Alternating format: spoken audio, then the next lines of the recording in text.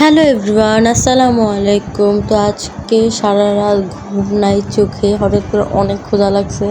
তো ফ্রিজে খোঁজাখুঁজি করে, রান্নাঘরে খোঁজাখুঁজি করে দেখলাম নুডলস আছে, আর না আছে ডিম, না আছে চিকেন, না আছে কিছুই নেই, শুধু মাশরুম আছে।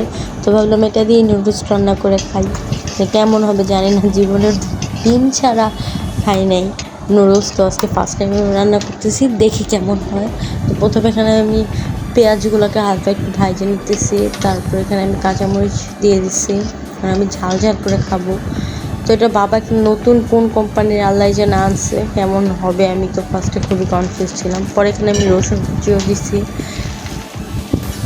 রসুন কুচি দেওয়ার পর আমি একটু ভালো করে এটাকে ভেজে নিচ্ছি। ভেজে নেওয়ার পর যখন একটু লালচা কালার আসছে, তখন হলো গিয়ে আমি এই মশলাগুলো দিচ্ছি। এগুলা ছিল ভিতরের কিছু ড্রাই ভেজিটেবল ছিল, মশলা ছিল, আর হলো এখানে সয়া সস, টমেটো সস আর তেল ছিল। তারপর আমি এখানে একটু পানি দিছি, মানে আমি কী রান্না করছি আমি নিজেও জানি না। আমি এখানে পানি ঢেলে দিছি। যাই হোক, পানি দেওয়ার পর আমি এখানে নুডলস দিয়ে দিছি। দেওয়ার পর আমি এখানে যত ড্রাই ভেজিটেবল আছে সবগুলোকে এখানে দিয়ে দিছি।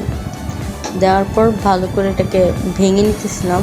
ভেঙে নেওয়ার পর আমি এখানে যত সস টস ছিল যেগুলো প্যাকেটে, ওগুলো সব ঢেলে ভালো করে নাড়াচাড়া দিয়ে ঢেকে রাখছিলাম অনেকক্ষণের জন্য, যাতে রোস্টটা ভালো করে সিদ্ধ হয়। কারণ আমি আলতা সিদ্ধ করি না, আমি ওইভাবে সিদ্ধ করি। পরে এখানে একটা মশলা ছিল, ওই মশলাটা দিছি। ওই মশলাটার কালার দেখে আমার রাগ উঠে গেছে যে ঝাল না, কেমন। এই জন্য কী করবো, পরে আমি এটার মধ্যে এক্সট্রা মশলা অ্যাড করছিলাম, ভালো করে নাড়ছিলাম। কালারটা সুন্দর আসছিল, কিন্তু তাও আমার কাছে ঝাল লাগতেছিল না কেন জানি। ভালো করে নাড়ে এটাকে সিদ্ধ করে নিছি।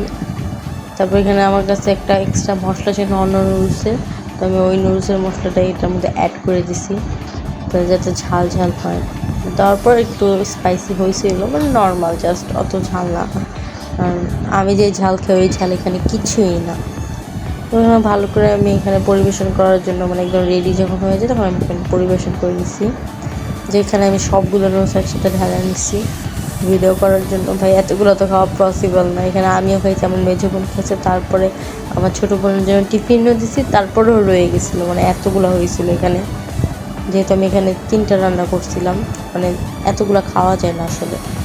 তো এখানে অনেক মজা হয়েছিল, নুডলসটা আসলেই ভালো হয়েছিল, বাট স্মেলটা অত ভালো লাগেনি আমার কাছে, সত্যি কথা বলতে। কিন্তু এমনি অনেক মজা হয়েছিল, অনেক মজা করে রান্না করতে পারি, এই জন্যই মজা হয়েছিল। পরে আম্মু ঘুম থেকে উঠে যায়, বলতেছে যে আমার বোনকে স্কুলে দিয়ে আসতে, তাই আমি ওকে স্কুলে দিয়ে আসতে বের হয়ে যাই। কোনোরকম রেডি হয়ে আমি স্কুলে দিয়ে আসতে, তার আগে তাকে নাস্তা করাতে হবে, তাই একটা হোটেলে বসলাম তাকে নিয়ে। সে নাস্তা করবে, নাস্তা করে তারপরে তাকে স্কুলে দিয়ে আসতে হবে। সে বাসায় বসে বসে বলতেছে তাড়াতাড়ি নামো, তাড়াতাড়ি নামো, স্কুলে দিয়ে আসো। সে নিজেই লেট করে নামছে, তাড়াহুড়ো করে সে ব্যাগ রেখে নাস্তা করতে বসে পড়ে। আর এখানে বসার সঙ্গে সঙ্গে নাস্তাটা সার্ভ করে ফেলে অনেক তাড়াতাড়ি।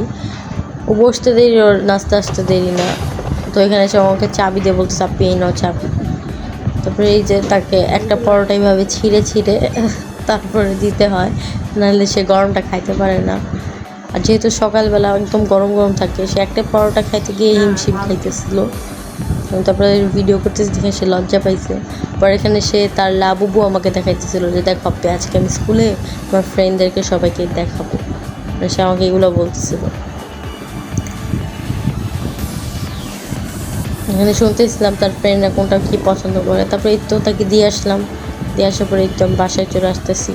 তো আজকে এই পর্যন্ত, সবাই জানাবা ভিডিওটা কেমন লাগছে। টাটা।